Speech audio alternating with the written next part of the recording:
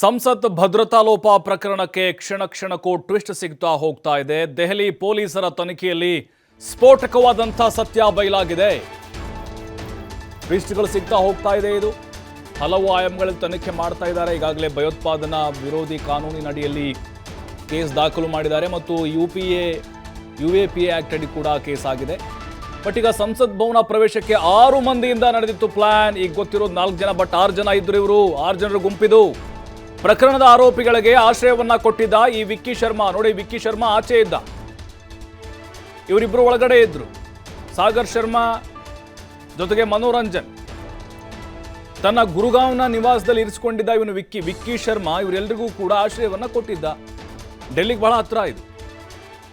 Bhagat Singh plan ಕ್ಲಬ್ನಲ್ಲಿ ಈ ಆರೋಪಿಗಳು ಸಂಪರ್ಕ ಇಟ್ಕೊಂಡಿದ್ರು. ಅಂದ್ರೆ ಭಗತ್ ಸಿಂಗ್ ಅನ್ನುವಂಥ ಒಂದು ಫ್ಯಾನ್ ಕ್ಲಬ್ ಇದೆ, ಅಭಿಮಾನಿ ಬಳಗ ಇದೆ.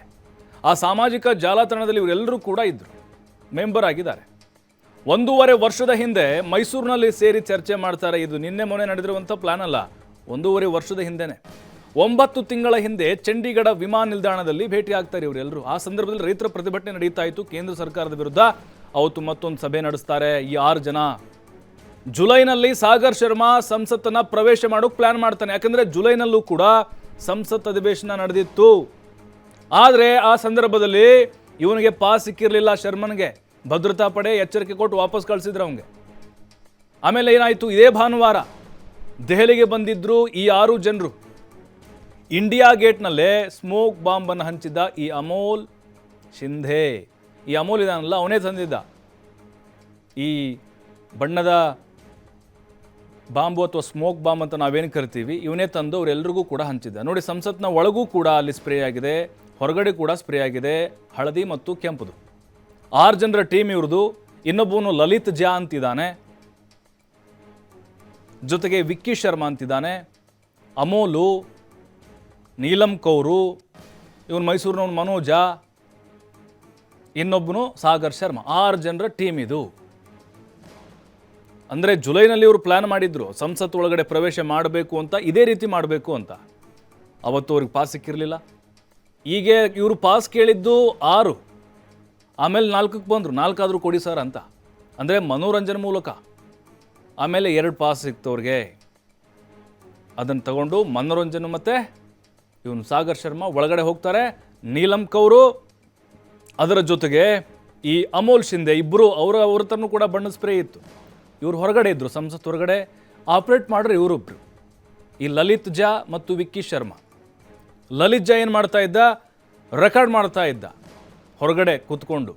ಇವರಿಬ್ಬರು ಇದ್ದರಲ್ವಾ, ಕೌರು ಮತ್ತು ಶಿಂಧೆ, ಅವ್ರು ಏನೇನು ಮಾಡ್ತಾರೆ ಎಲ್ಲ ಕವರ್ ಮಾಡಿ ಅವನು ಕಳಿಸ್ತಾ ಇದ್ದ.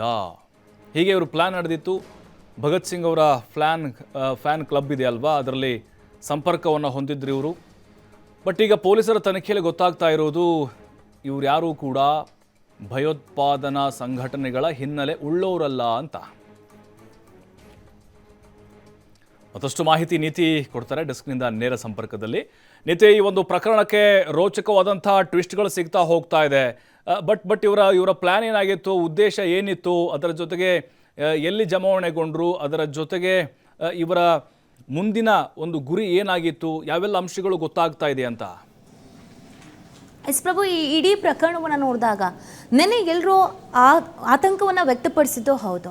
ಸಂಸತ್ ಒಳಗಡೆ ಇದ್ದಕ್ಕಿದ್ದ ಹಾಗೆಯೇ ಯಾರೋ ಇಬ್ಬರು ನುಗ್ಗಿ ಬಿಡ್ತಾರೆ, ಓಡೋಗ್ಬಿಡ್ತಾರೆ, ಸ್ಮೋಕ್ ಬಾಂಬ್ಗಳನ್ನು ಸಿಡಿಸಿಬಿಡ್ತಾರೆ, ಅದನ್ನ ಎಲ್ಲ ಕಡೆ ಇಟ್ಕೊಂಡು ಓಡಾಡ್ತಾರೆ, ಸ್ಪೀಕರ್ ಕಡೆಗೆ ನುಗ್ಗಿ ಬರ್ತಾರೆ ಅಂತ ಅಂದಾಗ ಇವ್ರು ಯಾರು, ಇವ್ರ ಹಿನ್ನೆಲೆ ಏನು ಪ್ಲ್ಯಾನ್ ಮಾಡ್ಕೊಂಡಿದ್ರು, ಇವ್ರು ಏನು ಹೇಳೋಕೆ ಹೊರಟಿದ್ದಾರೆ, ಇವರ ಉದ್ದೇಶ ಏನಾಗಿತ್ತು, ಏನು ಸಂದೇಶ ರವಾನೆ ಮಾಡ್ತಾ ಇದ್ದಾರೆ ಅನ್ನೋದು ತುಂಬ ಜನಕ್ಕೆ ಇದ್ದಂಥ ಒಂದು ಪ್ರಶ್ನೆ ಆಗಿತ್ತು. ಸೊ ತನಿಖೆ ನಡೆಸ್ತಾ ಇರುವಂಥ ಸಂದರ್ಭದಲ್ಲಿ ಒಂದೊಂದೇ ಸತ್ಯಗಳು ಹೊರಗೆ ಬರ್ತಾ ಇದೆ, ಅದು ಕೂಡ ಸ್ಫೋಟಕ ಸತ್ಯ. ಪ್ರಭು, ಇದು ಕೇವಲ 2 ತಿಂಗಳು 3 ತಿಂಗಳಿನ ಲೆಕ್ಕಾಚಾರ ಅಥವಾ ಗೇಮ್ ಅಲ್ಲ. ಅವರು ಪಕ್ಕಾ ಪ್ಲ್ಯಾನ್ ಮಾಡ್ಕೊಂಡಿದ್ರು, ಒಂದು ಬ್ಲೂ ಪ್ರಿಂಟ್ ತಯಾರನ್ನ ಮಾಡ್ಕೊಂಡಿದ್ರು. 1.5 ವರ್ಷದಿಂದ ಈ 7 ಜನಕ್ಕೆ ಇದ್ದಿದ್ದು ಇದೇ ಕೆಲಸ. ನಾವು ಎಲ್ಲಿ ಒಳಗಡೆ ಹೋಗಬೇಕು, ನಾವು ಎಲ್ಲಿ ಎಕ್ಸಿಟ್ ಆಗಬೇಕು, ಯಾರು ಒಳಗಿರಬೇಕು, ಯಾರು ಹೊರಗಿರಬೇಕು, ಮತ್ತು ಈ ಪ್ರಕರಣವನ್ನು ಇಡೀ ದೇಶವೇ ನೋಡುವಂತೆ ಹೇಗೆ ಮಾಡಬೇಕು ಮತ್ತು ಜನರಿಗೆ ಹೇಗೆ ತಲುಪಿಸ್ಬೇಕು ಅನ್ನುವಂಥದ್ದು. ಈ 7 ಜನ ಅಂದರೆ ನಾವು ಇವ್ರು ಎಲ್ಲಿ ಮೀಟ್ ಆಗ್ತಾರೆ, ಹೇಗೆ ಇವರು ಒಂದಾಗ್ತಾರೆ, ಇವರ ಉದ್ದೇಶ ಏನಾಗಿತ್ತು ಅನ್ನೋದನ್ನು ನೋಡ್ತಾ ಹೋದಾಗ ಇವರ ವಿಚಾರಧಾರಣೆಗೆ ತುಂಬಾ ಡಿಫ್ರೆಂಟ್ ಆಗಿತ್ತು. ಮನೆಯಲ್ಲಿ ಇವರೆಲ್ಲರೂ ತುಂಬ ಒಳ್ಳೆ ಮಕ್ಕಳು ಮತ್ತು ಒಳ್ಳೆ ವಿದ್ಯಾರ್ಥಿಗಳು ಅಂತ ಕರೆಸ್ಕೊಂಡವರು. ಮನೆಯಲ್ಲಿ ನಾನು ವಿವೇಕಾನಂದ ಅವರ ಪುಸ್ತಕವನ್ನು ಓದ್ತಾ ಇದ್ದೀನಿ ಅಂತ ಮೈಸೂರಿನ ಮನೋರಂಜನ್ ಹೇಳ್ತಾನೆ. ಅವರ ತಂದೆ ಕೂಡ ಅದನ್ನೇ ಹೇಳ್ತಾರೆ. ಮನೆ ಕಡೆ ತುಂಬ ಚೆನ್ನಾಗೇ ಇದ್ದಾರೆ, ಆಸ್ತಿವಂತರು. ಆದರೆ ಆತ ಓದ್ತಾ ಇದ್ದಿದ್ದು ಕ್ರಾಂತಿಕಾರಿಗಳ ಪುಸ್ತಕವನ್ನು. ಇವರೆಲ್ಲರೂ ರೋಲ್ ಮಾಡೆಲ್ ಆಗಿ ತೆಗೆದುಕೊಂಡಿದ್ದು ಭಗತ್ ಸಿಂಗ್ ಅವರನ್ನು. ಭಗತ್ ಸಿಂಗ್ ಫ್ಯಾನ್ಸ್ ಕ್ಲಬ್ ಅಂತ ಒಂದು ಪೇಜ್ ಇದೆ ಸೋಷಿಯಲ್ ಮೀಡಿಯಾದಲ್ಲಿ, ಫೇಸ್ಬುಕ್ನಲ್ಲಿ. ಆ ಪೇಜ್ನ ಇವ್ರು ಎಲ್ಲರೂ ಫಾಲೋ ಮಾಡ್ತಾ ಇದ್ರು. ಅಲ್ಲಿ ಇವರೆಲ್ಲರೂ ಒಂದಾಗ್ತಾರೆ. ವಿಕಿ ಶರ್ಮಾ, ಅಮೋಲ್ ಆಗಿರ್ಬೋದು, ಹಾಗೆಯೇ ಸಾಗರ್, ಹಾಗೆಯೇ ನೀಲಂ, ಇವ್ರು ಎಲ್ಲರೂ ಕೂಡ ಅಲ್ಲೇ ಒಂದಾಗೋದು. ಇವರ ಧಾರಣೆ ಒಂದೇ ಥರ ಇತ್ತು. ಆ ಧಾರಣೆಗೇನು ಅಂತಂದರೆ ಸರ್ವಾಧಿಕಾರಿ ಧೋರಣೆಯನ್ನು ನಾವು ಸಹಿಸಲ್ಲ.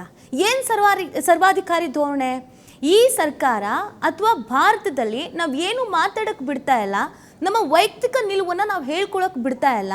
ನಮ್ಮದು ಏನಾದರೂ ಒಂದು ನಿಲುವನ್ನು ನಾವು ಹೇಳ್ತೀವಿ ಅಂತಂದರೆ ಅದನ್ನು ಹತ್ತಿಕ್ಕುವಂಥ ಪ್ರಯತ್ನವನ್ನು ಮಾಡ್ತಾರೆ ಮತ್ತು ಕರ್ಕೊಂಡು ಹೋಗಿ ಅರೆಸ್ಟ್ ಮಾಡ್ತಾರೆ. ನಾವು ಯಾವುದೋ ಒಂದು ವಿಚಾರವನ್ನು ನಾವು ಮಾತಾಡ್ತೀವಿ ಅಂತ ಹೇಳಿದ್ರೆ ಅವ್ರು ನಮ್ಮನ್ನು ಕರ್ಕೊಂಡು ಹೋಗಿ ಜೈಲಲ್ಲಿ ಕೂರಿಸ್ತಾರೆ. ಇಲ್ಲಿ ವಾಕ್ ಸ್ವಾತಂತ್ರ್ಯ ಅನ್ನೋದು ಇಲ್ಲ, ಸರ್ವಾಧಿಕಾರಿ ಧೋರಣೆ ಅನ್ನೋದು ಇಲ್ಲಿ ಇದೆ ಅನ್ನೋದು ಇವ್ರ ವಿಚಾರ ಆಗಿತ್ತು. ಇವ್ರು ಹೇಗೆ ಪ್ಲಾನ್ ಮಾಡ್ಕೊಳ್ತಾರೆ ಅಂತಂದರೆ, ಕಳೆದ ಬಾರಿಗೆ ಬಜೆಟ್ ಅಧಿವೇಶನದೊಳಗೇನೆ ಇವ್ರು ನುಗ್ಗಬೇಕು ಅಂತ ಪ್ಲಾನ್ ಮಾಡ್ತಾರೆ. ಸುಮಾರು ಒಂದೂವರೆ ವರ್ಷದ ತಯಾರಿ ಇದು.